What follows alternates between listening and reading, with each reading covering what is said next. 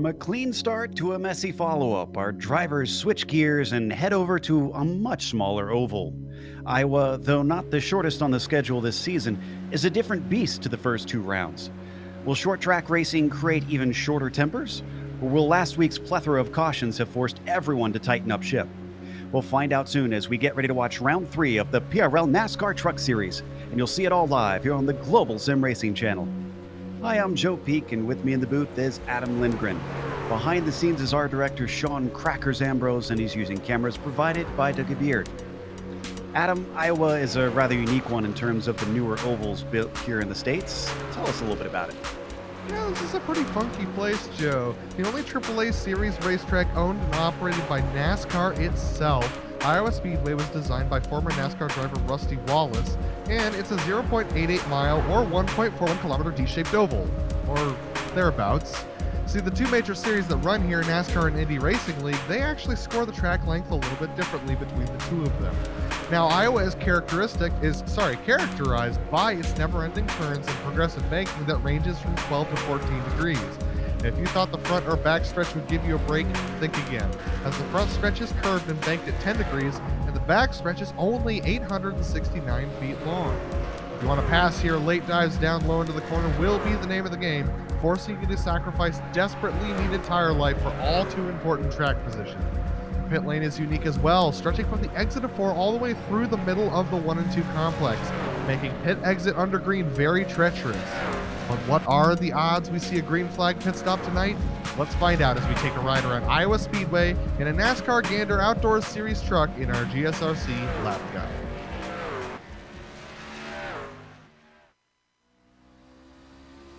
Hello everyone and welcome to the Global SimRacing Channel. I'm Brian Yazek. This is the GSRC Silverado at Iowa Speedway. Fun little 3/4 mile short track right in the heart of America. So, down the front stretch for your hot lap, you're going to try to find the bottom right here. Let it float down. There's going to be a big bump right there in the middle of the corner. Let it drive straight off. Not to get back into the gas too quick or the rear will try to meet the front of the truck. Down into turn 3 here. Find the yellow line a little bit, about half a lane off. Don't get back into the gas too quick or the rear will try to jump around again, just as what happened to me. Iowa is going to allow guys to run all over the place. So you're going to see guys maybe take a little higher entry into this corner, maybe run that seam, maybe get off the corner a little straighter. There's a whole lot of options here, but in turns 3 and 4, the best line is going to be right up here next to that wall. Let it roll in, kind of diamond the middle of the corner, get back into the gas on exit, not too hard, and then on a turn 4, down the front stretch. And that's going to complete our track guide at Iowa Speedway. I'm Brian Yazek, and this was the Chevy Silverado.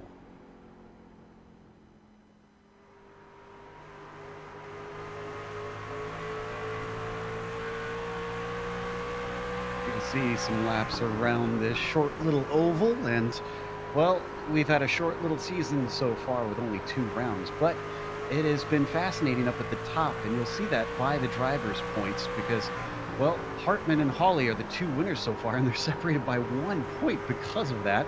Daniel Knight has jumped up a number of positions with his good finish with his podium last week, but he's still about 10 behind. That easily be made up. Adam Zemke as well coming back to the fore there, getting himself into 4th with a 9-position jump. He much needed that. Now, Brennan Chatley rounds out your top 5, still within 24 markers of our highest driver in the championship. What about the team's championship here, Adam? Yeah, definitely. What about the other guys being boosted by William Hartman's win last week up there on that top spot? What about Back Row Racing? Now, this is where the tail of the tape really is. They're 13 points behind, not because Bradley Holly's performing poorly, but actually because Colton Lane and Thomas Sink both wrecked out of last week's race. That puts them 13 points behind. What about Ramrod? Up 2 spots, is only 20 points behind first place and 7 points behind Back Row Racing. So they're right in the thick of it. What about Formula One is going to be in 32 points back in 4th position. And then 24/7 Motorsports, welcome to the overlay, 34 points back with Tellez and Williams. Really, Whataback is a force to be reckoned with this season as they have brought themselves up and in the picture big time. Now, let's talk about today's race itself, though, and what exactly we have in store for ourselves. We are in round 3, and they do have one drop week in this season, so they can have a bad result, and they'll start to be taken into account as the points get added up and the season goes farther on. Now, they have fixed setups in this series, and they have 100% fuel, but we do expect pit stops today. The race length at 115 laps. It's going to be a tough ask for us to go green all the way on this one, or at least very far. We'll talk a little bit about that in a bit. And they have an incident cap of 17. Drivers can run afoul of that, especially if we have racing like we saw last week. There's a lot of bumping and banging happening out there. Meanwhile, as drivers are just getting the last little bit of warm-up in, we're seeing some pretty decent temperatures here, Adam. It is 105 degrees on the surface. How is that going to affect the racing at a track like this? It's going to affect it significantly because that's going to make that top line very much preferred because you're going to have to worry about your tire life a lot. And to make matters worse, the setup here is extremely tight through the entry of the corner, through the center, but then it snaps loose on exit. So these drivers are going to have a real tough time keeping these trucks underneath them, and are going to have to worry a lot about keeping up those front right and right rear tires, respectively, as they go through these corners. Now, last week we didn't make it to the full race length. It was a time-limited race just because we had so many cautions. And that was 85 laps at a mile and a half. We only got less than a mile to go around here. Those 115 laps, do you still feel a little bit hesitant about us hitting that this week? Or do you think maybe they've learned their lesson? Well, with the amount of drivers that are spinning out in practice not due to contact, I would say we are going to have it's going to be hard pressed for us to get to the prescribed distance here tonight, I think, just due to the nature of how difficult these trucks are to drive right now, especially with the weather and the setup combined. Those two factors are making it very treacherous out there. And you can see they're having a bit of trouble, but there are a lot of drivers out there during warm-up here. Now, granted, we'll have just as many during the race, but certainly a different mindset, so maybe everybody getting things out of the way as they figure out what can be done here in this little practice run, as we see the 62 having trouble down the front stretch. This track, one of the newer, I mentioned, newer built on the NASCAR various series that they bring around the nation. And it sports one feature that we're seeing more and more on these types of tracks, that progressive banking. Does that mean we'll see a lot of wall hugging up on the outside, on the high side, just to try and keep track position? I think that's going to depend on how long our runs are. See, this setup really does actually prefer that low line during early on in the runs, and so they're only going to be able to move to that high line once we get later on in the run. But if we don't get a lot of long runs, then we're going to see guys all over this track tonight, Joe. I hope we get some long runs then. Love to see some variety and see who can wheel these trucks around the best as that warm-up ticks down, qualifying getting ready to start. And that is going to be important not just for track position. There is 2 bonus points at hand if you take the pole in this series. They also have other bonus points. Most laps led gets 2 points. Leading a lap gets you 1 point. Fastest lap gets you 1 point. And less than 3 incidents. So if you have any car contact that's hard enough to get a 4X, that'll bump you out of this. If you have less than 3 incidents, you'll get 1 bonus point as well. There's a lot to try and work for, especially with how close we're seeing things thus far at the top of the championship. The 911 of John LeBaff comes out on track. He's been awful clean this season and has really turned things around compared to last season. So let's see, as one of the first ones out there, what he can do as far as speed. Joe, I can also report that, surprisingly enough, Bradley Holly has decided to go out and take his laps right now. That's not something we've seen the rest of the season. He tends to wait until later on in the qualifying run to do that. But John LeBaff coming around the final corner now. Let's see what kind of time he can put in. Across the line, and it's going to be a 22.3 for the 911. Seeing if anybody else is close to getting their first one in. Now they're starting to tumble in. Hunter gets up onto the front row. Malikian in there. Bradley Holly, no surprises. He jumps up towards the front. The 184 now on provisional pole. The temperatures have cooled down somewhat here in the qualifying. It's now 97 degrees on the surface, and I wonder if that's why we're seeing the 184 of Holly immediately head out. Well, definitely. You see how the sun is just beating down on the track right now. The temperature's only going to go up. So as we take a look at Baron Hilton completing his first lap, I think these guys are going to be hard pressed to get their laps in as early as possible today. Besaw Jr., another one who's been having a good time on incidents as he continues to fall downwards. He was up in second momentarily. Now he gets bumped to fifth. Hartman, who has been the big rival for Holly, joins him on the front row. Todd Smith behind them now in third. In fact, I think Smith coming around for his second lap as we watch Lane on screen. And the second lap for Smith is quicker, and it's good enough for the front row, the 64, disposing of Hartman, who's already done with his qualifying. Wow, really impressive from Todd Smith. That's a fantastic challenge to be mounting. Joe, all of these times so far that have been set are under 7/10 of a second right next to each other. So this is really tight qualifying today. Still got a number of them that need to put theirs in. About 18 drivers have set laps. See Richter, Chatley, Haynes, Lawrence, Zemke definitely needs one. Zemke was very fast last week at Charlotte. I'm sure it'd be awful to see him start from the back here today if he has that same sort of performance. Taking a look at Rob Haynes going around the final corner now, seeing what time he can put in. He just barely keeps it off the wall, and he's going to put in, where's that going to put him? That's a 23.136. That's going to put him sixth place. The number 29 has one more go at things. He comes through 3 and 4. Outside of row 3, not bad. Not bad at all. Let's see what this does. Well, there's that loose off you were talking about, and he's not going to be able to get this second lap as he comes to a halt.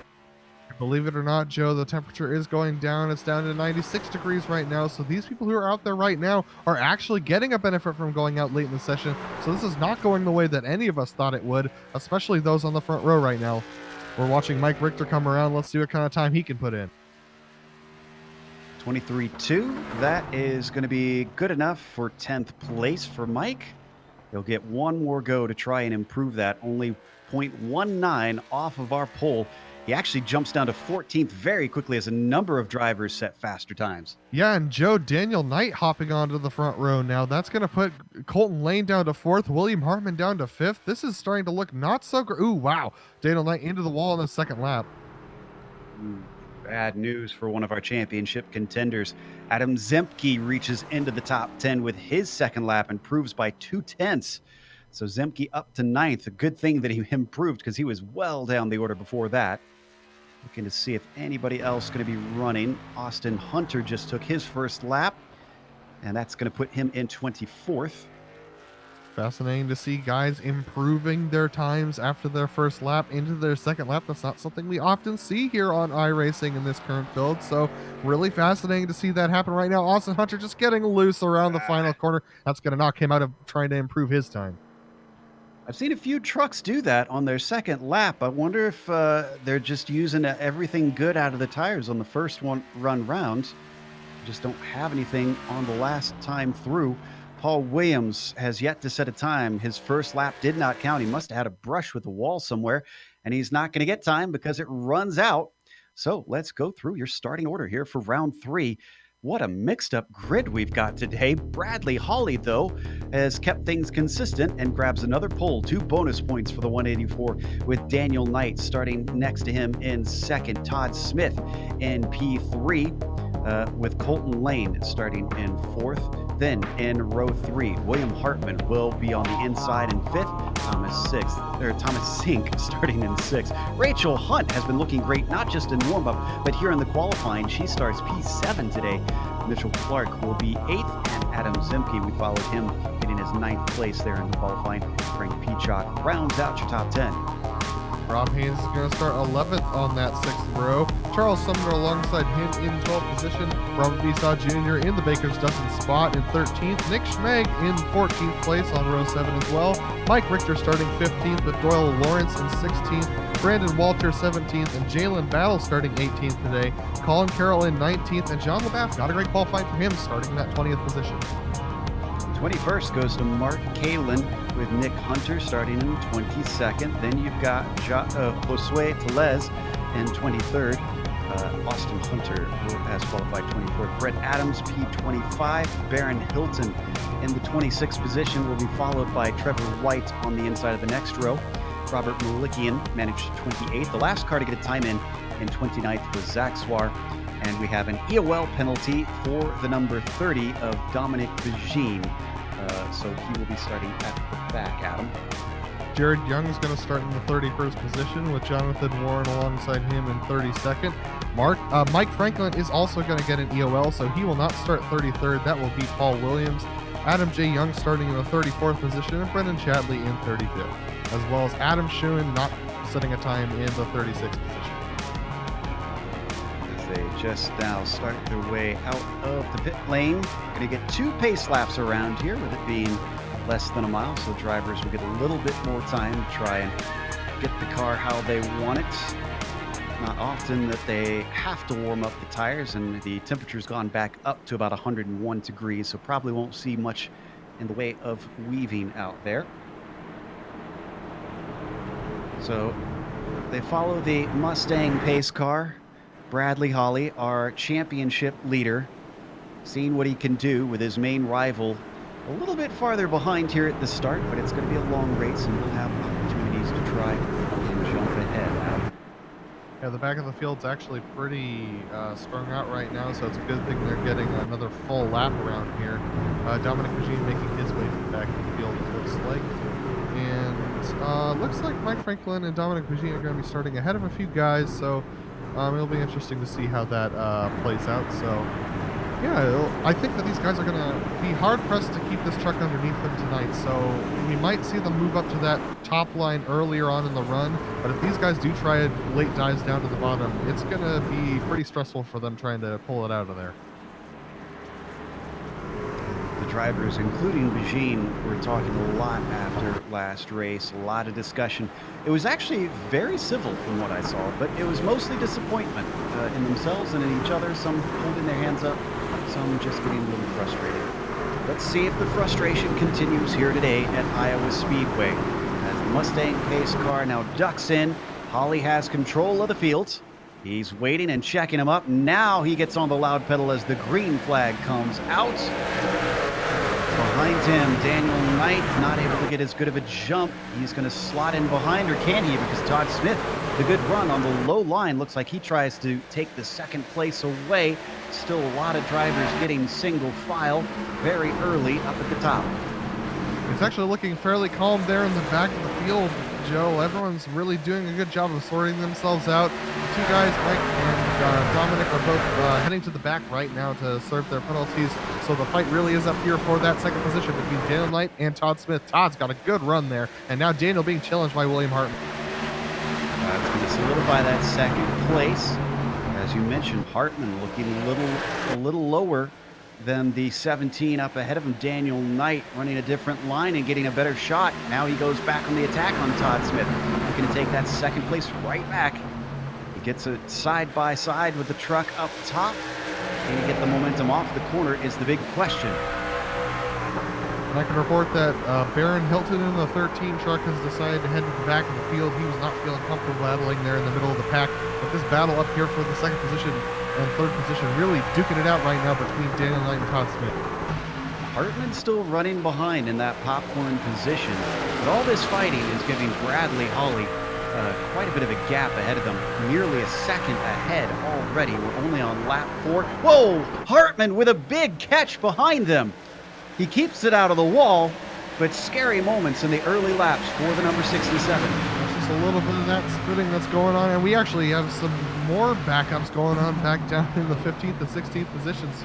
Truck's really struggling right there with Mike Richter struggling for grip right now in the 51 truck. Everybody scattering to try and avoid down low. That's Kalin. As we got a bump behind him, looks like LaBath got a shot from Telez. They both managed to get out of that just fine. But boy, is it jumbled up. It definitely is, and that battle for the second position is just about to clear up right now. Todd Smith doing a really, really good job of just hanging on to it right now. He got a little bit loose, and that sent Daniel Knight and William Hartman shooting through. So William Hartman now clear of Todd Smith, and now Daniel Knight and William Hartman trying to catch that 184 of Bradley Holly up front. Already is 1.3 seconds between Knight and Holly. Hartman as well, 1.8 seconds behind. They've got some work to do, or they've got to be hoping for a caution, as none have been forthcoming thus far. The first 7 laps, though a little frantic in places, has been relatively clean. Top of the field spreading out. It really only gets close once you get back to 5th place, with Thomas Sink being chased by Lane, Hunt, and Haynes. It looks like Baron Hilton has gone around again in the 13 truck at the very back of the field. He just spun it a little bit coming out of 4, and now he's getting back on track. He's been struggling all night with that truck, so he's going to send it to the back again and try and recover right now. But take a look at these guys up front. Daniel Knight, William Hartman, Todd Smith, Thomas Sink, Colton Lane, all running similar lap times, but this truck's looking really hard to handle tonight, Joe. Let's check in on 13th. Besaw and a little bit of a fight with Carroll, but Carroll's going to give that one up. Drifts up high, as now Besaw looks ahead to Sumner, poking his nose in to see if he can try and take 12th position away. Doesn't work out. In fact, almost backfires. So here comes Carroll, down on the low line, and then not brave enough to send it in deep on the shallow side of the track. Besaw Jr. going up there on Charles Sumner, trying to make this work on the low side. It's hard to pass around here because of the way that the progressive ranking works. So they're doing a really good job. We're going to take a look on board with Nick Schmeg as he looks on this battle. This has now become a 4-truck battle as the progressive ranking has closed up this battle for sure. Even Schmeg surprised himself in his qualifying. And it looks like it's legit, though, because he qualified 14th. He's only in 15th. That's one position down. Not really anything dire. And holding out here in the middle of the pack as he follows Carroll, Sumner, and Besaw.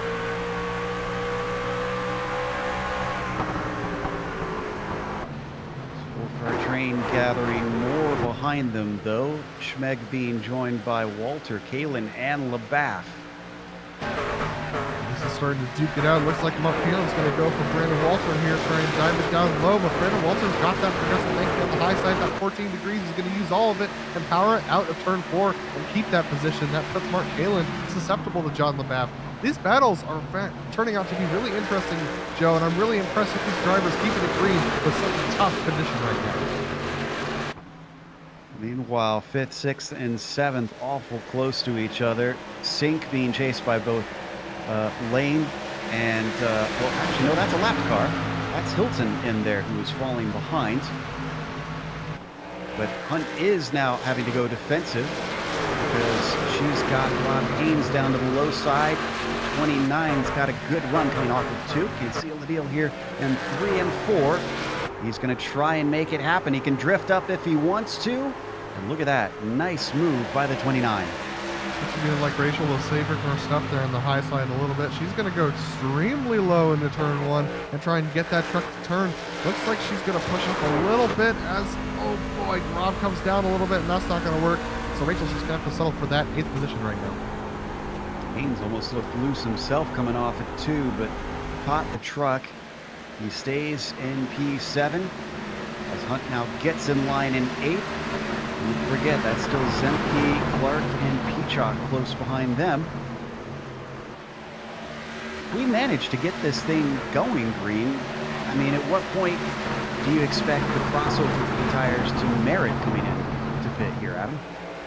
Well, it's going to be quite a while, I think, as we take a look at the battle between Josue Teles, John LaBaff, and Mike Richter. I think it's going to be quite a while before you come in. These guys are still putting in decent lap times. They're only a second and a half off of pole position. So it's going to be a while before we see that swap over happen. And I think if we do get a caution, you will see everybody come in at this point.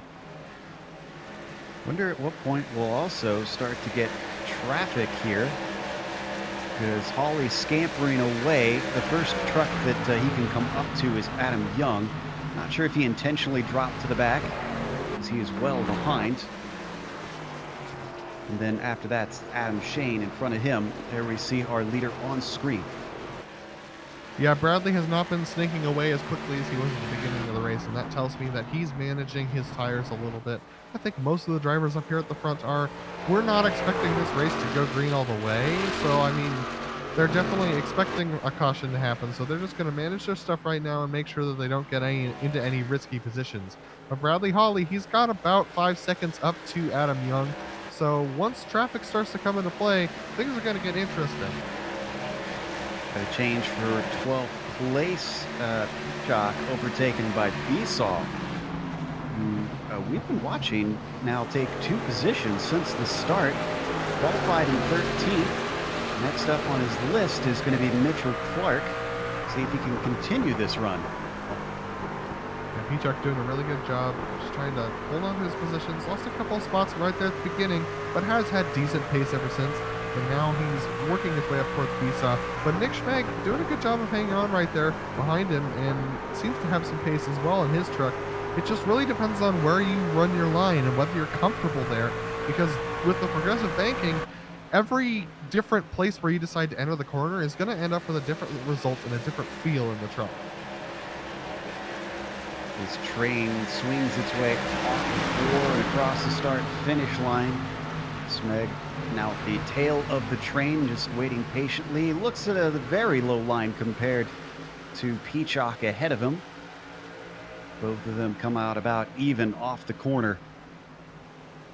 It's looking exactly like you were talking about, Adam. I think we're seeing everybody start to settle in because there was a lot of shuffling around early, and now I'm not seeing too many drivers really make anything aggressive out of this. Yeah, I mean, after last week's race, everyone was in the mood to cruise a little bit because it was pretty chaotic last week. We're seeing a lot of drivers take it calm, but one place we're not taking it calm is we're taking a look at Paul Williams trying to duke it out with Brendan Chatley. And, you know, as we're watching that battle, just ahead of them in the 20th position, Mike Victor's trying to hold off Jalen Battle and Brett Adams as well. So there's a couple of battles going on down the field, but most everyone's just taking a ride. We know Jalen is not afraid to try and get into the mix. We'll sway to Les, and we might actually see 3 wide off the corner here. Richter up to the high side gets a good shot, so he manages to stay ahead of Telez as the 24 sends it in deeper down into 3. Battle looking to get the shot off of it. Unfortunately, gets a big wiggle, and that is going to hurt his momentum. So maybe this pass not on. Instead, now Adams closes up on the back of him. It looks like Nick Schmeg has made his way past Frank Peacock in turn 1, so a good move from him. It looks like he used up a little bit of his tires, so he's going to be working to cool those down a little bit over the next couple laps as he gets up to the back of Bisa Jr. But Nick Schmeg on a run forward. Interesting to note, if we could take a look at second place, Hartman, who's gotten to the back of Knight, has just been parked here. I've been kind of watching him and looking at this gap for a while, and it's been close, but I've yet to see the 67 really make a serious attempt on Daniel. So I kind of wonder if he feels like now that Holly isn't running away as fast, he can stay patient and just kind of chill for a minute. Yeah, Holly's been keeping that gap at 1.3 seconds. So. It's Warren, Jonathan Warren, number 47. This is out of turn 4. Ooh, this is a big hit too. This is quite a dramatic wreck from Jonathan Warren. He just gets it a little bit loose, and it looks like the same thing we saw from John Ambrose last week. It is almost exactly like it, except he managed to land tires down. Here goes the 47. We'll see him get a little loose off the corner, and then suddenly drift high, and then drift skywards.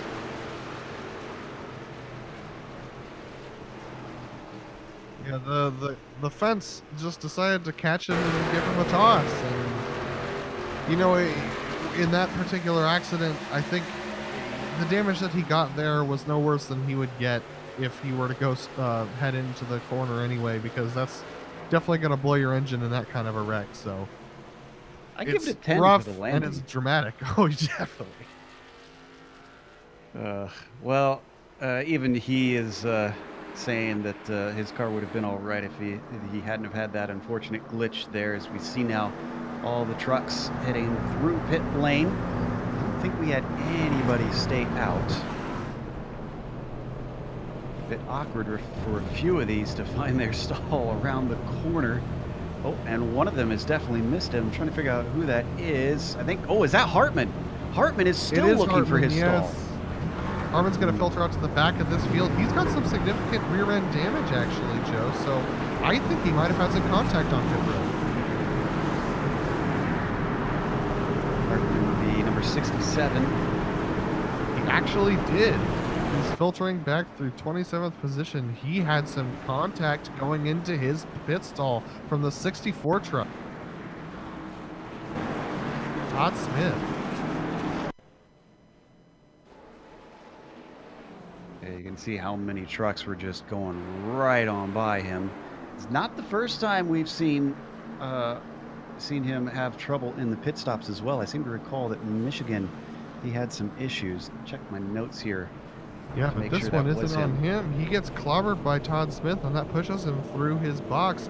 No fault on Todd Smith. Usually these trucks ghost when you get that close to your box, but not this time. And so Hartman gets hit, and that's got huge championship implications right now. Yeah, I'm seeing it now. He missed his stall all on his own on the first round during the second stops, but as you said, he had a little bit of help on this one. So coming back out in 27th, excuse me, no, 29th rather. Boy, he's got a long ways to go.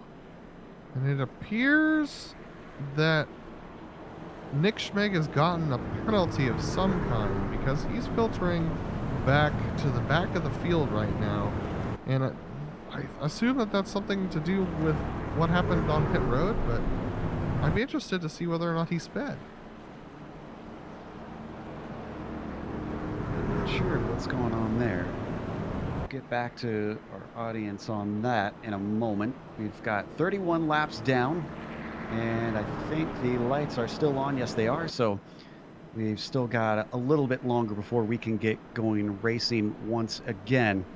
Glad to see that things have turned around since Charlotte. There's been some fantastic racing, as well as some very strategic racing that we're seeing out there. Some thinkers this time around, just biding their time, not necessarily showing their complete pace. Now that Daniel Knight doesn't have Hartman sitting right underneath his rear spoiler, wonder if he could maybe give something to Bradley Hawley. He was in quite a bit of side-by-side racing in the first few laps before that got sorted out. Another person I would expect to get up there and fight with Hawley is Thomas Sink, who's starting in third position. Thomas is known for being quite quick around these shorter tracks, so Thomas in a good position to put a fight to Hawley right now. Also, big credit to the number 16 of Rachel Hunt, as now they double up here with 1 lap to go. Rachel, who qualified in 7th, still running P5 and has been running up towards the front for much of this race. She certainly seems to take a liking here to Iowa, as she's got great pace. Don't discount Rob Haynes in P4. The number 29 was regularly competing for wins and for the championship last season. As he sits on the second row right now, what can he do today? Could he get himself his first win of season 4?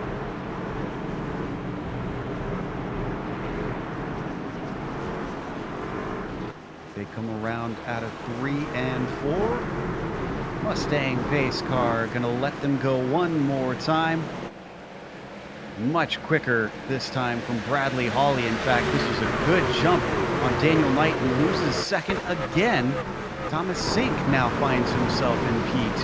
Behind them, they've got a lot of side-by-side action. Lane on the high side of Hunt, and we got a spinner down low trying to find them. That's Battle, 28 truck of Jalen Battle. Yeah, he just went around coming off of 1. No caution, though. Battle has got a lot of work to do now, and I think Rob Haynes as well. Yes, if we stay on this replay and switch over to Rob after Jalen spins out here, we'll see a similar accident with him. And we've got multiple trucks falling through the field now. Haynes and Todd Smith both spun out to turn 4.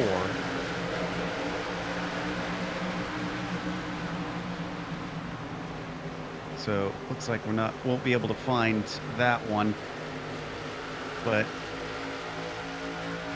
We don't Yeah, we need to got see some that, but I can. significant three-wide battles going on in the middle of the pack right now. We got Mike Richter, Brandon Walter, and Jared Young. And it looks like the 24 Now is we got a going around. caution. This will definitely be a caution. Oh, and more running into him. It's the 24 of Telez. Looks like he was also hit by Shane. And then Brett Adams, unfortunately, has a smoking truck. The engine looks to have expired. This all started with the 24 starting to lose it. And Brett, if we want to onboard of what it looks like to hit a brick wall. He's just blindsided by the spinning 24 in front of him. Take a look on board with Brett. He sees the wreck happening ahead of him. He dives low, and the 24 trickles down, and he just clobbers him. Nothing he could have done to try and avoid that. That was Adam Shane as well that we see spinning, I think, on his own. So it could have been a separate incident there. After just those few laps under green, we do have a few trucks that are coming in for stops. I see Hartman in there, interestingly. Guess nothing to lose for him at this point. Hunter as well. John LaBaff comes in. And that was one of the scrappiest restarts I've seen in this series, Joe. Just a lot of people struggling with rear-end grip. I guess they got used to how settled in the truck got at the end of that last run. And so with the extra grip from those rear tires right now, coming off the corner, a lot of guys were getting loose and losing it.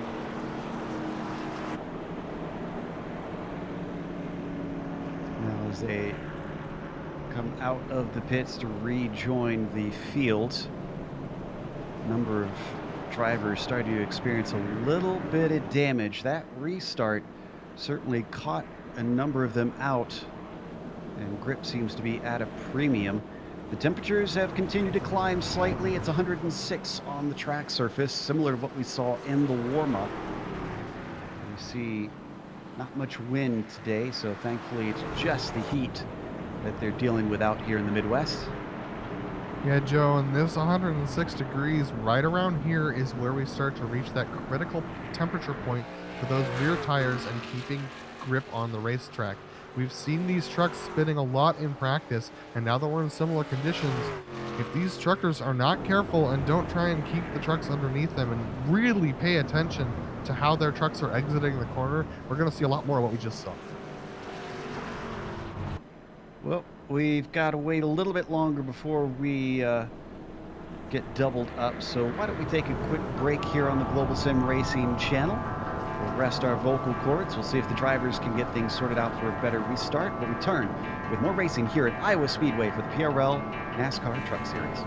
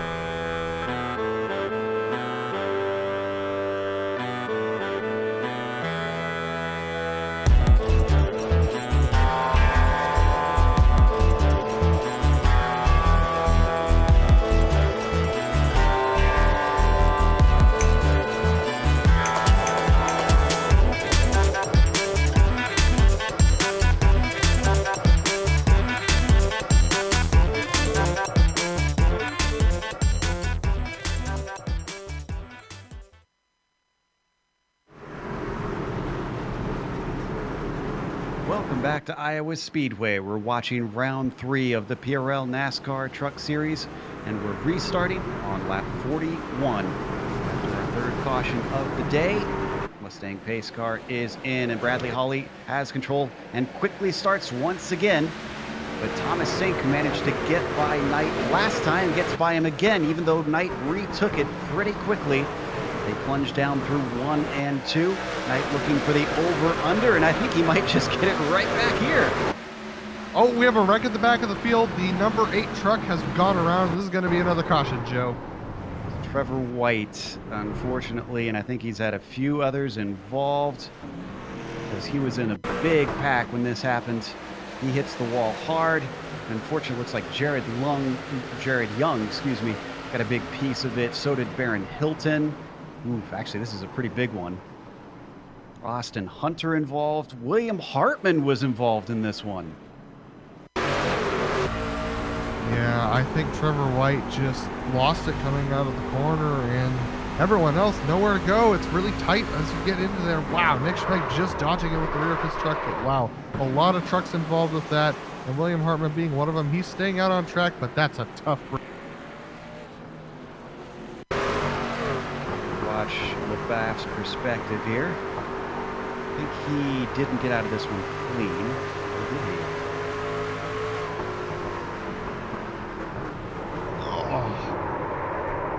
Yeah, Almost did. he It was just so about. close.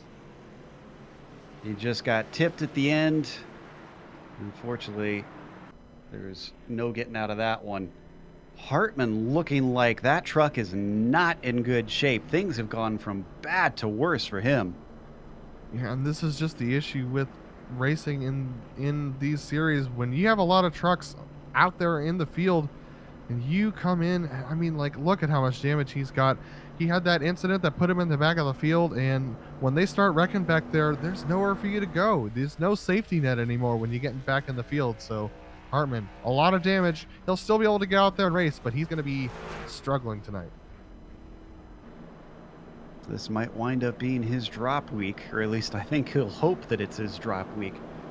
And he can have some better results the rest of the season. Sink, interestingly, because the caution came so early, did not relinquish second this time. Daniel Knight was still behind when the yellow flew. Colton Lane, Rachel Hunt still back there. Adam Zemke, how about him today? The 21 now up to P6. This is looking a little bit similar to what we saw at Charlotte. Once he managed to get up towards the front, he's not really fallen back a whole lot and has at least been hovering around to pick up the scraps if anything happens. You know, Joe, one driver that's really been impressing me tonight is Paul Williams in the 13th position right now. Paul is up 21 positions from his starting position, and driving through the field around Iowa in these trucks is a lot harder than it looks. So Paul's been able to keep it clean and keep it grounded, keep those tires underneath him. He's doing a fantastic job tonight. Yeah, Paul was one of the ones that did not qualify. So he obviously has pace, even though he didn't want to set a time. But he's still in the thick of it, so he's certainly not clear of more drama. I was looking at other drivers that also gained a lot of spots. Colin Carroll, not too shabby, going from 19th and did qualify up to P10 right now. These drivers are doing a pretty decent job of keeping the tires underneath him. It's just on these restarts when things start to get hectic, that truck just wants to break loose on the back end.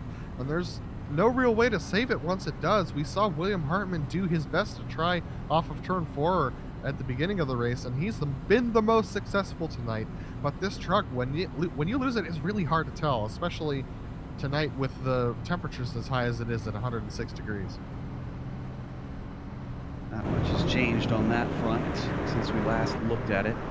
Weather's still about the same. You can see they're getting little bits of cloud cover here and there, but the low winds mean that they're moving incredibly slowly, and they seem to have been stuck in a big gap for quite some time as now we start to double up once more.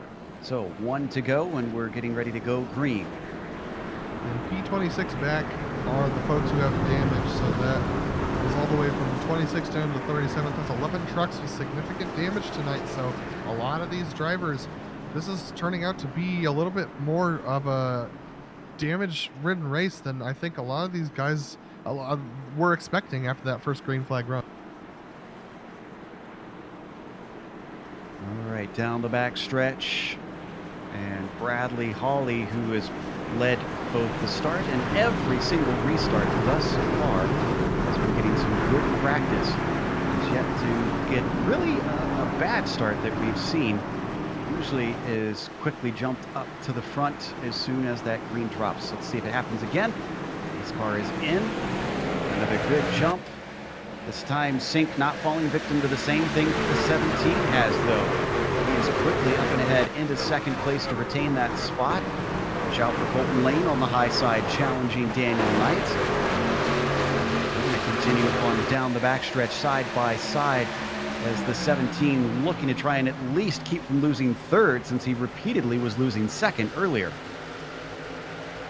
Daniel Knight doing a good job of trying to hold on to that bottom lane, but that top lane's got the preferred line right now. Colton Lane held up a little bit behind Thomas Sink, surprisingly, but Daniel Knight really packing slow in that corner. He's going to drive it off and pull out ahead of Colton Lane, but he's got nowhere to go. He's got Thomas Sink on his outside, so he's got to try and have to pack it in through 3 and 4 again. Thomas Sink a little slow up there. In the background, you just saw a glance of Zemke having trouble getting off of 2. That hurt his momentum, and Mitchell Clark is now on the attack. So both a battle for second between 3 cars and a battle for 5th between 2 of them. It looks like second is settled out as Daniel Knight takes P2. Sink falls into 3rd, and Lane will have to settle for 4th. Still side by side. Clark up on the high side of Zemke, and the 21 loses out. We got a lot of trucks trying to make moves right now. We got a lot of guys in the back of the field as well. We have Rachel Hunt right next to Peacock, it looks like, and she's really struggling to keep it up there on that high side, just following in line. But the 55 of Peacock is really putting on a battle there with Hunt, trying to make it work. Unable to carry his speed off of 4. In fact, he lifts very early. He's going to let Hunt have the corner down into 1 and 2. Things erupting once again in front of them. Colton Lane, great shot off of 2 himself, and Mitchell Clark is a sitting duck, falling to P5. They're doing a really good job of keeping their trucks underneath them. These trucks look extremely squirrely tonight. And look at that. That is the Adam Zemke trying to look back at Mitchell Clark right now. Clark doing a good job of trying to defend his line right now, doing an excellent job tonight.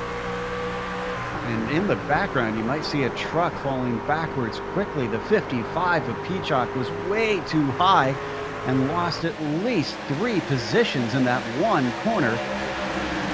Williams, Richter, Walter, and Besaw all managing to get by. Oh my goodness, and just underneath that, Todd Smith trying to make moves, trying to get back up to the front side. Nick Schmeg now with a good run on that bottom side, but he gets blocked out by Smith. So, wow, a lot of trucks moving and squirreling around here tonight. Schmeg still right about where he qualified, even though he had that penalty earlier. So we ride on board with Smith, looking back at him, fending off Peacock up on the high side. Chatley down low. Speaking of low, driver we're on the 64 of Smith, looking on the number 7 of Williams. And he might actually have him here. Right down there on that yellow line. That's seeming to work early on in these runs. Nick Schmeg was using it to get past Peacock as well. Peacock is just going backwards right now. So a lot of these truck drivers who are out there on these new tires who are trying to stay on that high line, it's not working for them, Joe. Quite working for Smith down on the low side for now as Williams in the 7 carries the speed, but now he's got a roadblock in front of him. That's Brandon Walter, who unfortunately is forcing him to pick another lane because he's right smack dab in front. As, whoa, is that contact up ahead of them? I think that was Richter and Besaw. Yeah, I think it was. And there's a big gaggle of trucks right now as one truck is high in the wall. That is Brendan Chatley, who is in the wall in 3 and 4. He's just holding it up there, trying not to draw out a caution. Doing a good job of keeping up there. That was not Chatley, actually. It was the lapped car. Was that Hilton, possibly?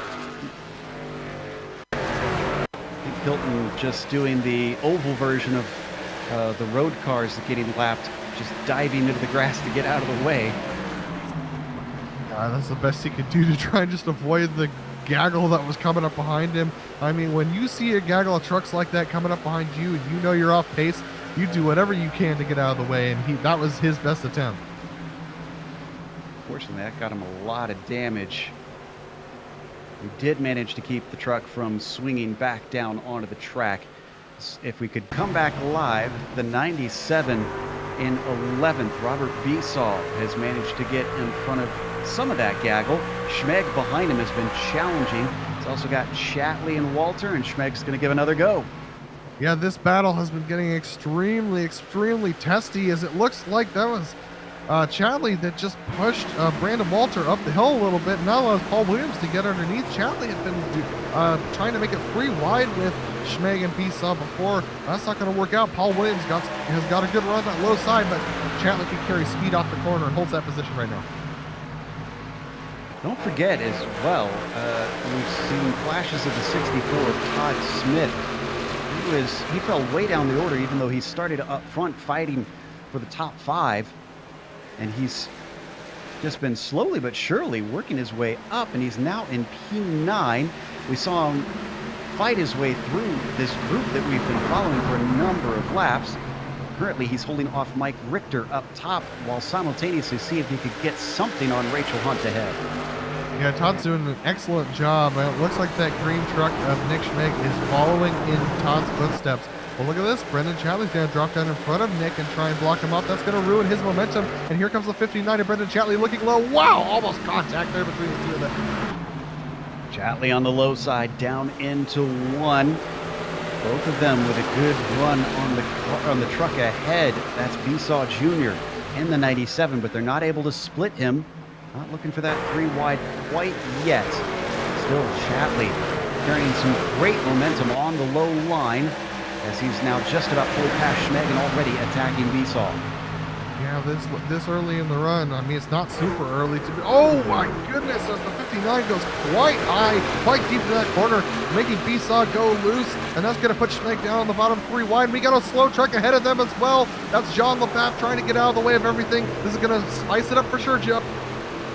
Oh, and he's right in front of Nick Schmeg, 4 wide as they go around the lap truck.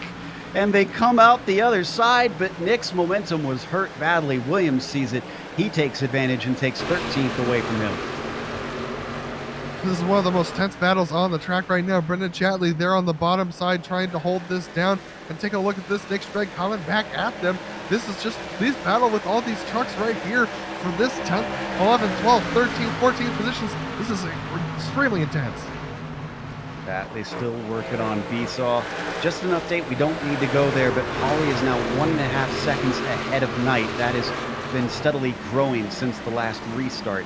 As we've been saying, the major action is right here, just outside of the top 10, as they are 2 by 2 by 2 by 2, 4 deep. That's Mike Richter trying to go underneath Rachel Hunt in the front of that pack, and Mike not being able to hold his position there. That's going to allow Brendan Chatley to look underneath, and they're 3 wide off the corner. Chatley on the low side, momentum not in his favor this time through. All this fighting has really dropped them way off of the next trucks up. That's Simpkey and Smith.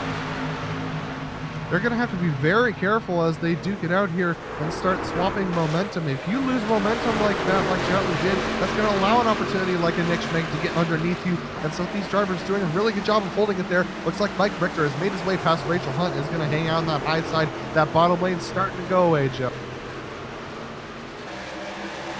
Yeah, well, someone needs to tell Chatley that because he's still working on it. Rachel Hunt on the high line, fending him off. Forget Schmeg, who you mentioned down there. Ooh, great shot. Oh! That was Besaw into the wall, and it's a lone truck incident. Did he get a shot from? No, he didn't get anybody. No, Besaw was just a little bit too deep into the corner and was trying to catch it from being tight and turn the wheel just a little bit too hard on the exit when it drops off that edge. Spun the right rear tire, and that makes him a little unstable. He overcorrected and hit the wall. good view would be from Peacock as we watch from Besaw first here. The 55 of Frank narrowly avoided. We saw it in that first angle. Robert snapping loose. Round she goes. Let's watch through the windscreen of Peacock here. It's one of those scariest moments as a driver as you're going through this corner and you see a guy start to break loose. Where do you go? Where do you go? Do you go low? Do you go high? He decides to go high. Wow. He started to decide to go low, and then suddenly the truck bounced off the wall. The quick cams prevailed, and soon pit stops will prevail. Those trucks come in with theirs. Looks like most people are hitting their stalls successfully right now, with the exception of Mike Richter, who's missed his. He's just now found it, and he's struggling to find it still. So quite a few guys are losing, having trouble with their pit stops again tonight. And Daniel Knight comes out first. He beats Bradley Hawley to the line. This will be the first time that anybody else will lead a lap around the track. And Wow. Joe, that's just the success of his pit crew. That was a 14.1 stop compared to Bradley Hawley's 14.4, and that makes all the difference on their pit lane times, and that puts him ahead. There we see the pit comparison right there. That half a second, that's all he needed. And will that be enough, though, to hold Hawley back? Passes have been possible thus far, Adam.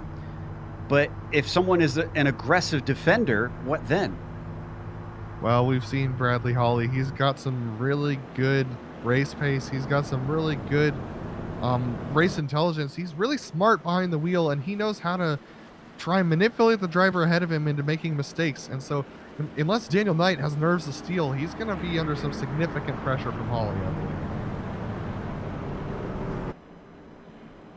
Gonna get restarted soon-ish. A few trucks still out there. Gonna get their lap back. I'm Shane, one of them.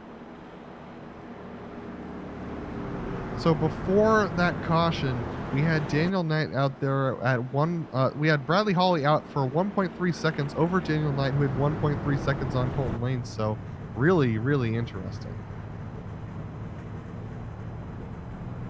Once these two trucks get waved around. A lot of DNFs so far today. Young, White, Hunter, Hilton, Zwar, LaBaff, Sink is gone. I see Brett Adams has been taking repairs for a long time, so I doubt we'll see him out. Looks like Telez has managed to keep going. Adam Shane, who's multiple laps down, mentioned he's trying to get his lap back. The 83, about 10 laps down, unfortunately. And Jonathan Warren as well. Now, while William Hartman has been able to maintain being on the lead lap, he is still pitting for repairs, even at this stage in the game. So he's pretty much out of it, Joe. It's not looking like this is probably definitely going to be a dropping for him.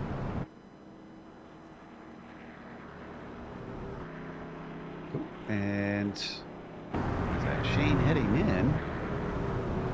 Well, I thought he was going to take a lap back, but he's going to go and get some repairs instead. So that means only Warren now going to get another lap, which happens now as he gets the wave by and they start to double up.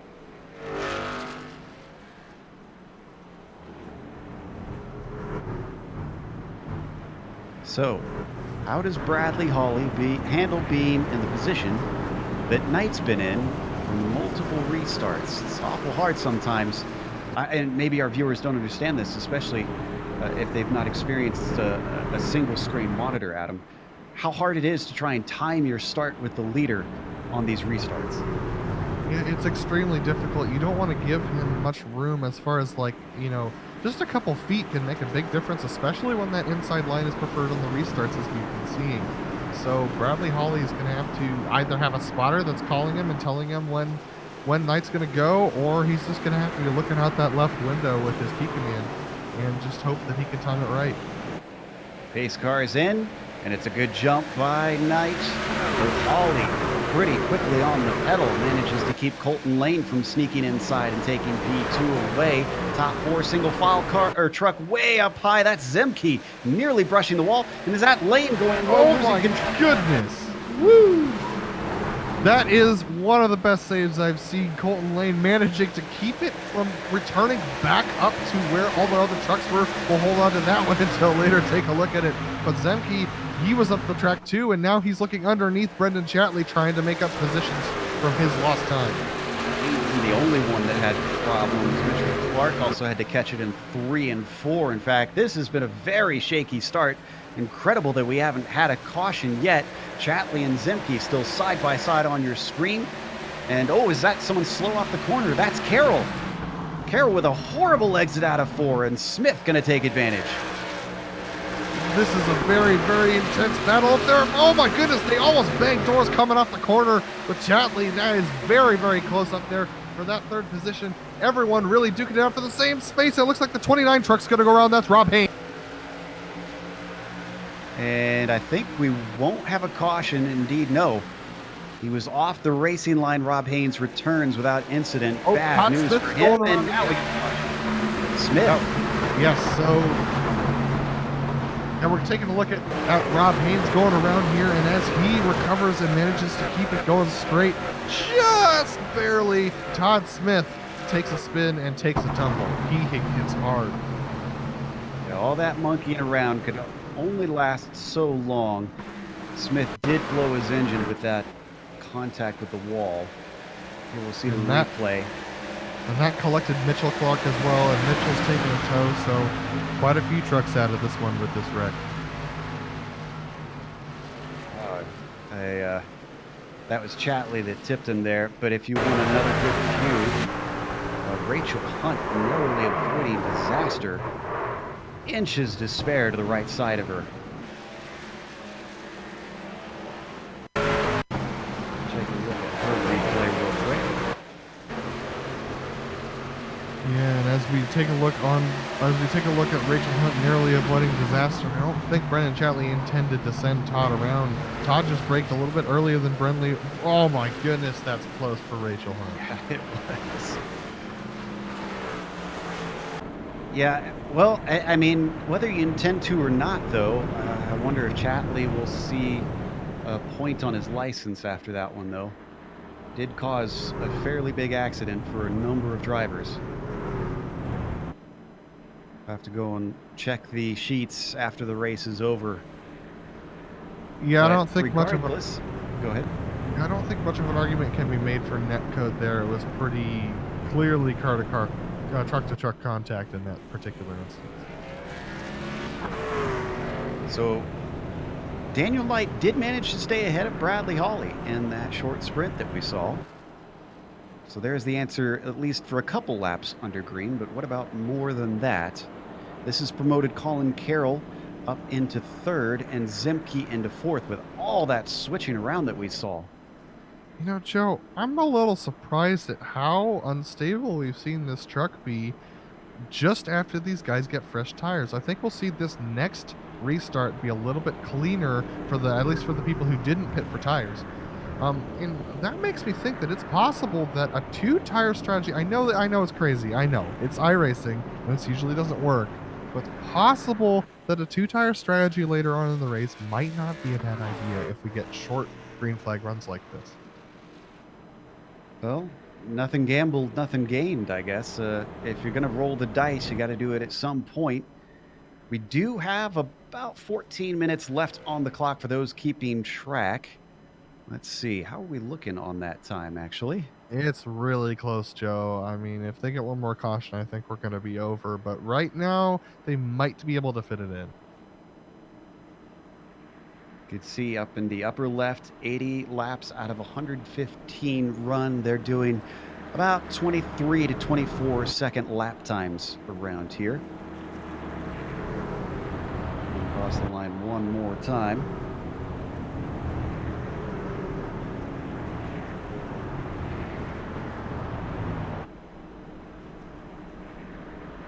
So without the lights going out, we're going to continue on behind the pace car for at least 2 more laps. A few drivers taking advantage of this most recent caution to come in. I see Telez coming in, Battle coming in. Most of the drivers towards the back. So we're going to take a quick break. We'll come back here, hopefully, with the finale of round 3 in the PRL NASCAR Truck Series.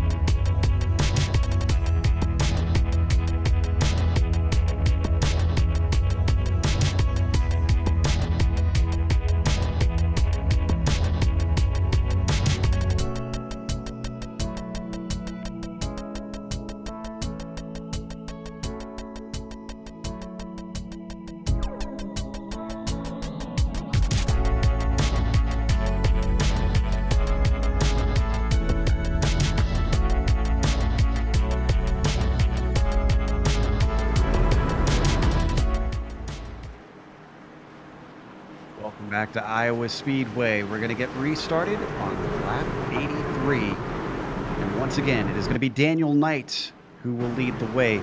The most laps led bonus definitely going to go to Bradley Hawley. Daniel Knight has collected the bonus for leading a lap. As the pace car comes in, Daniel Knight streaks away once again. This has been dominated thus far by Bradley Hawley. But the number 17 has been hovering around the top for the first 2 races. Now that he is at the top, what can he do with it? Behind them for 4th, it looked like Zemke drifting way high, and Brennan Chatley has to get out of it to stay out of him. Zemke's been struggling on these restarts lately, and that's another sign of it. He's been going wide, and now he's able to maintain his position. But how many times is he going to do that and get away with it, Joe? We've seen guys do that and then get loose on exit, so that's really risky. More orderly than what we saw in the last restart. The first battle that we've got is between Williams and Richter in 6th position. Williams, in his bid to try and work his way up through without a qualifying lap, has been doing fantastic today, that number 7 truck. Oh, and Hawley just got loose. Hawley got loose through 1 and 2. He catches it, but look at the positions that he is losing. In fact, looks like he might only recover at 5th place, 6th even. He's dropping really quick, Joe, and that's just a really unfortunate event for Bradley Hawley. But we saw it with William Hartman as well. So a lot of guys really struggling on their grip tonight. And now that Hawley's in the middle of the pack, I think a lot of guys are going to try and take advantage of this. It's still really close for 2nd. My goodness, we're watching the replay. We're seeing Hawley lose it. But I can tell you up at the front, as it's actually sorting itself out now, Zemke inherited that 2nd place as everybody was scrambling to find a clear track. Oh, Rob Haynes has gone around again, and he's been collected. That's going to be another caution, Joe. Yep, I think he may have... Yeah, you know what? There may have been some netcode involved in this one. I think Bajin was on his low side.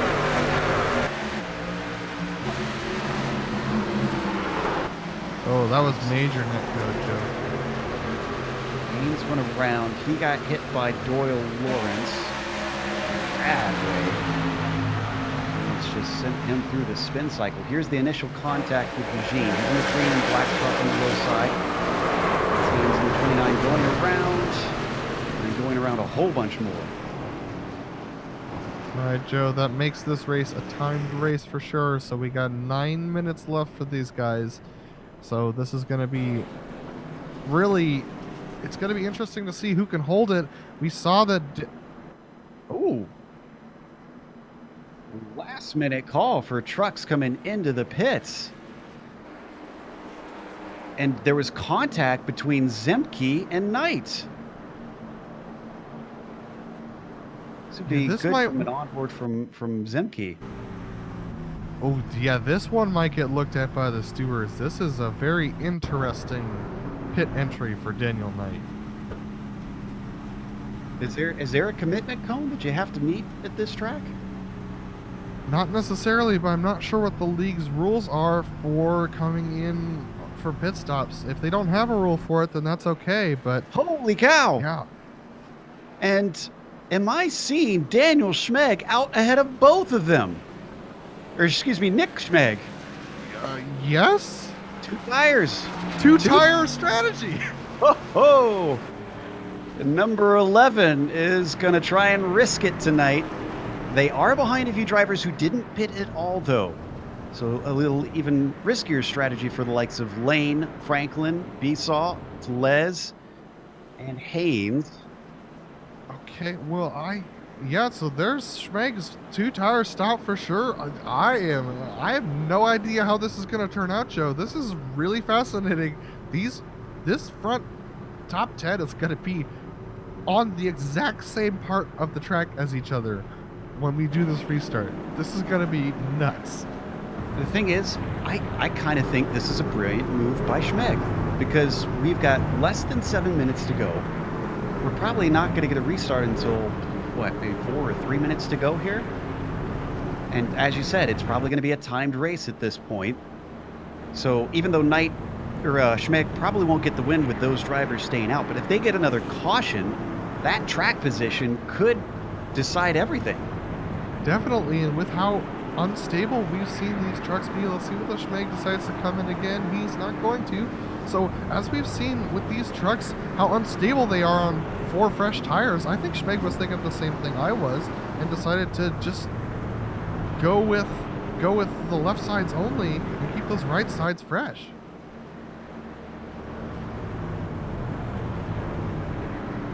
We've got 2 more around, so yes, indeed, it looks like it'll be about 4 minutes left on the clock when we go green. And if we have another caution, that will end it. So with 4 minutes to go, that would be about 10 laps. I have more faith in Schmeg being able to last on those 2 than all those in front lasting on old tires. But based on what we've been seeing here at the end, the cautions have increased. So I suspect they're banking on that yellow being flown before anybody can really get the momentum up to try and overtake. All right, lights should go out this time by.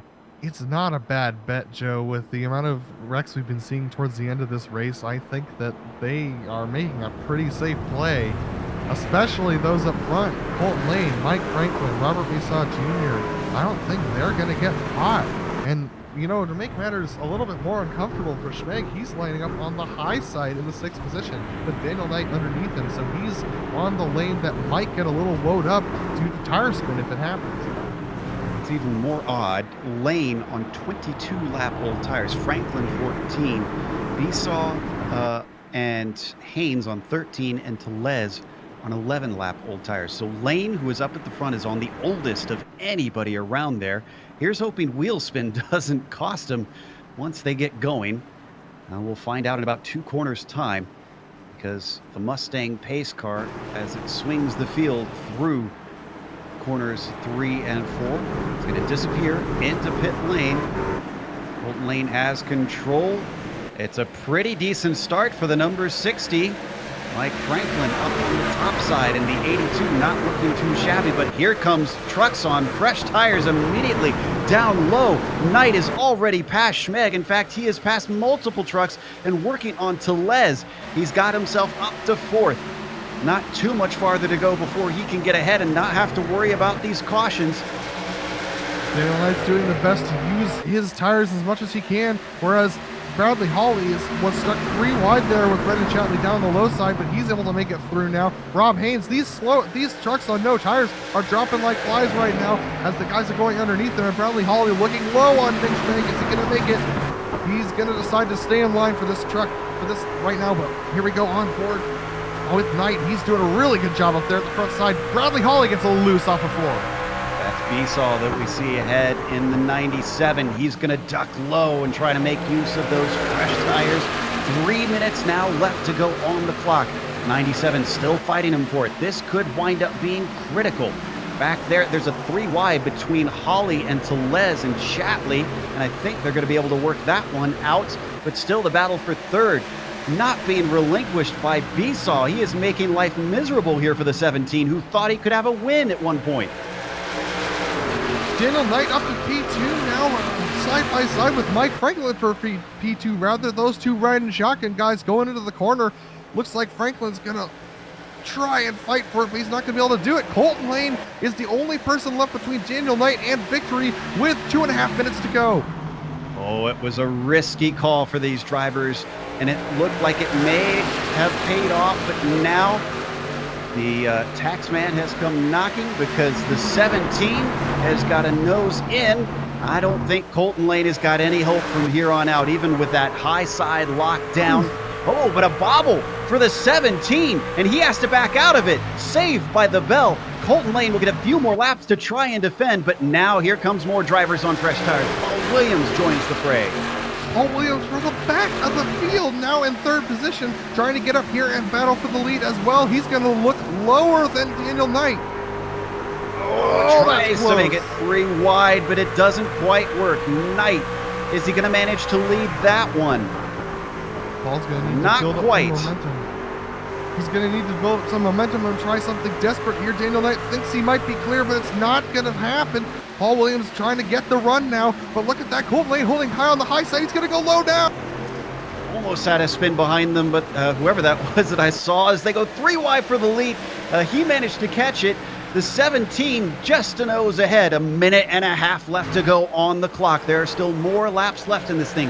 A caution could end it at any moment.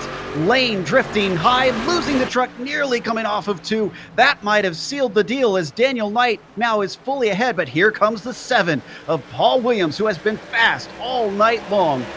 The 7 can't get the shot off the corner. He's still going to get a nose in. They're 3 wide behind them for fourth as well, with Nick Schmeg on the bottom side, Bradley Hawley in the middle, and Mike Franklin on the top side.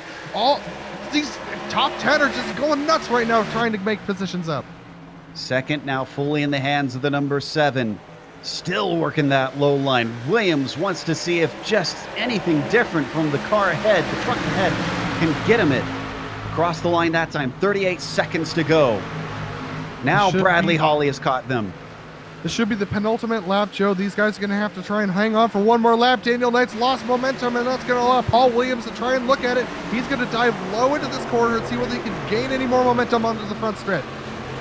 Oh, he's trying, but he just can't keep it going. White flag is out with 14 seconds left on the clock. A caution won't end it here. He has got to race him to the line. And Williams has been incredible through 3 and 4, but not off of 3 and 4.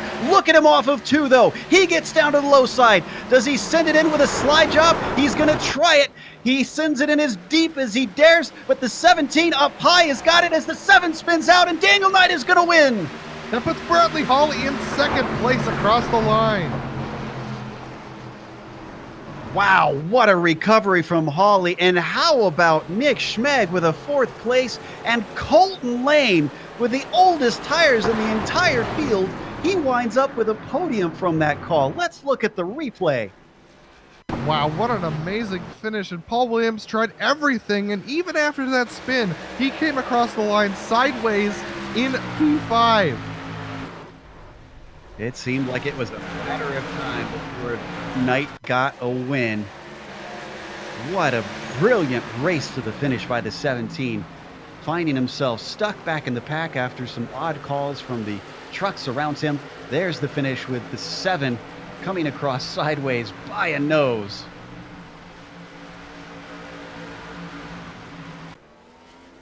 With that, we have our results for today.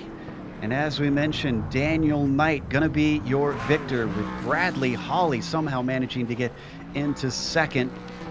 Colton Lane is going to get third today, with Nick Schmeg finishing P4 after qualifying 14th. Those 2 tires worked out well for him. Paul Williams settling for 5th with the slide. Apologies if I called that wrong there at the end. Mike Franklin, 6th from 33rd. Mike Richter, 7th behind him. Then you've got Brennan Chatley with a P8. Colin Carroll takes 9th, and Robert Besaw with 10th.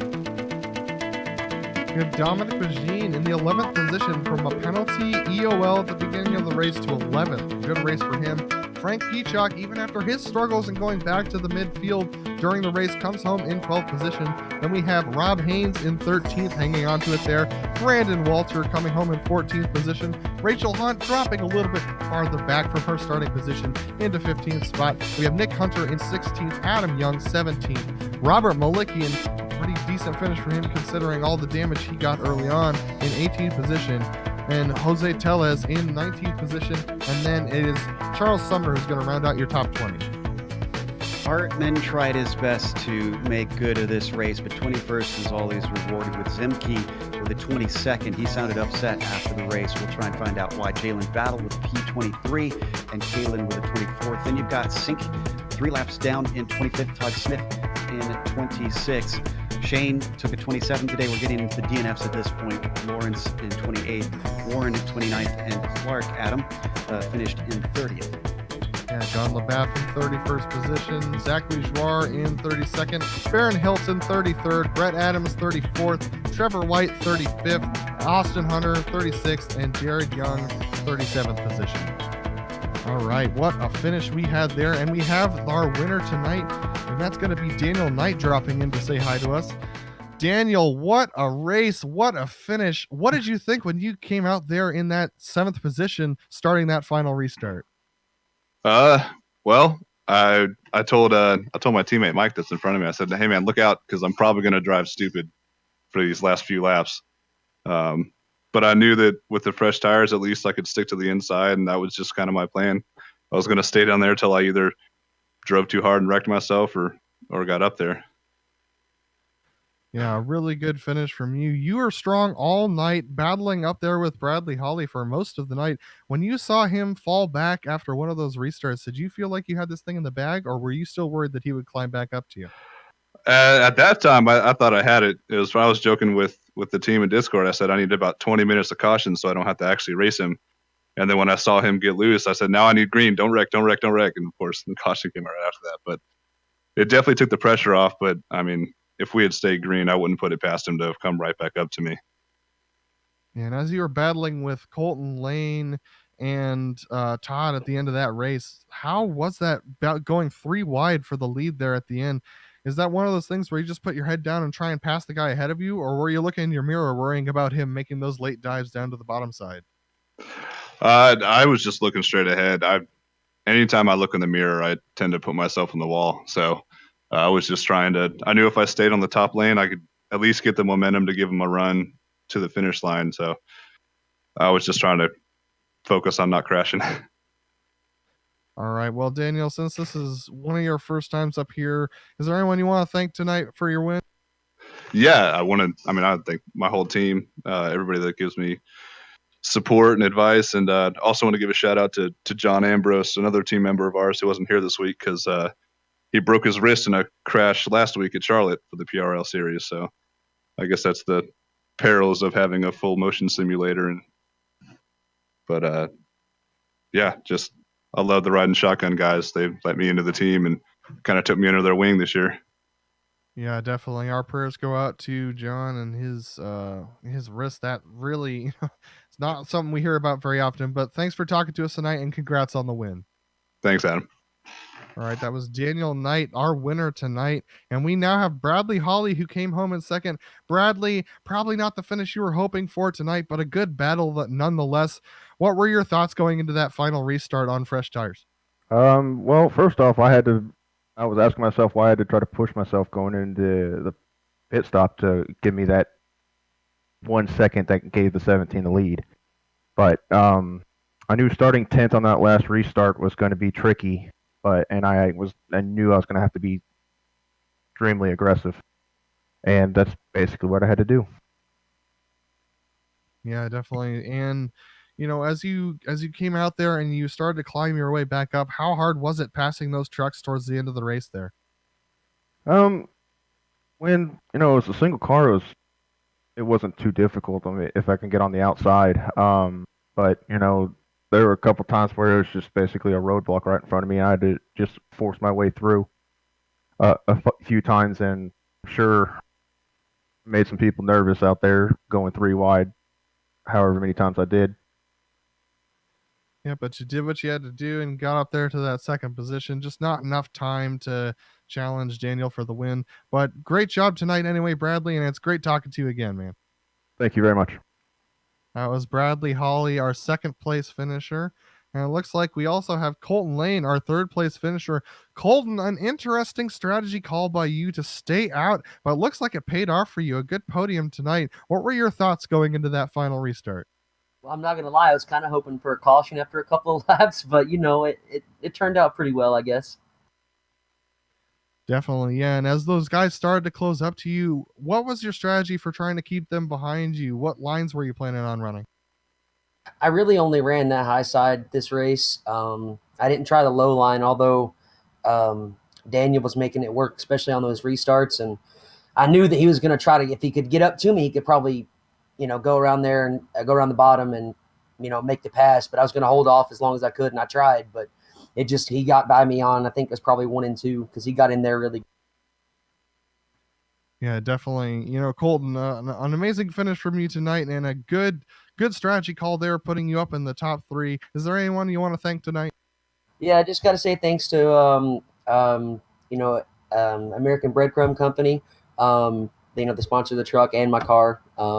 So good to get them some time on the radio, not radio, but the broadcast. And then, of course, Waterback, all the guys at Waterback, man. I'm not going to name them off. There's too many, but we all just go out there. We have a good time. And, we try to do good. We all compete with each other and make each other better every day. Definitely. Well, Colton, great finish today and great to have you in the booth again. Yeah, thanks, guys. Have a good one. All right, that was Colton Lane, our third place finisher. And we actually do have another one to talk to tonight. This is Nick Schmeg. Nick, up 10 positions from 14th to 4th tonight. An impressive run from you. We saw you doing a lot of 3-wide battling throughout the night. How was it out there on track? Well, thanks for having me here. Well, it's good to be back in the booth, everyone. Yeah, it was a lot of fun out there, but pretty stressful to say the least, and also very sweaty. Definitely. How twitchy was that truck tonight? We saw a lot of guys having trouble on the exit of both corner complexes. So was it a real handful tonight? To be honest, I was pretty surprised. It actually seemed to tighten up a lot more than expected as the run went on. So later on in the race, I actually elected to not take tires a couple of times or just take 2 tires to help with the handling, because on fresh tires, that truck was just it was a mess.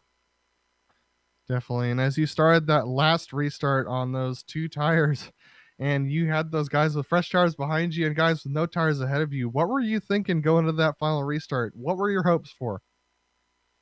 I was pretty concerned, of course, as expected. I didn't know what was about to unravel in front of me. Hadn't raced with any of those guys tonight.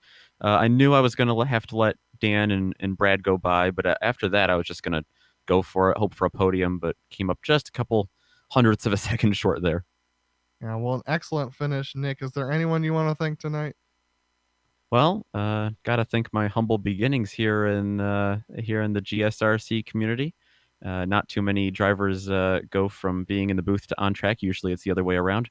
But thanks to you guys for putting on a great show, and PRL for being a great organization as well. Awesome. Well, thanks for talking to us, Nick, and we look forward to seeing you at the next race. Look forward to being there. All right, that was Nick Schmeg, our 4th place finisher, and that's going to wrap up our interviews for tonight. The PRL Truck Series Round 3 here at Iowa Speedway. What an impressive run for them tonight. Thank you to PRL and the NASCAR Truck Series for having us on, and thank you and having us on GSRC tonight. A really great race, and as we go forward, we're going to just be very thankful to them, and we're going to thank also the companies that provide the software and hardware for our broadcast tonight. You're going to see them here listed on our screen. Additional thanks especially to June Lalonde, who provides our fantastic music. See the screen for more of how to get a hold of her great work. Thanks to the team today, Sean, Joe, and Dougie. If you'd like to find out more about GSRC, including our upcoming races, you can find it at globalsimracingchannel.com, or you can check out our social media on Twitter at GSRC Channel, Facebook at Global SimRacing Channel, and Instagram at GSRC_brand. Don't forget to head on over, well, actually, you're here on our YouTube. page right now. Hit that big red subscribe button down there to the right, and so you don't miss a moment here on the Global SimRacing Channel. Our next race is going to be at Talladega. You guys have better be here for that one next week. It's going to be a shocker, I have a feeling. We also have upcoming races for other series listed here, scrolling by on your screen. So check those out and mark them down on your calendar. But remember, guys, until next time, race clean, race hard, and we'll see you on the track.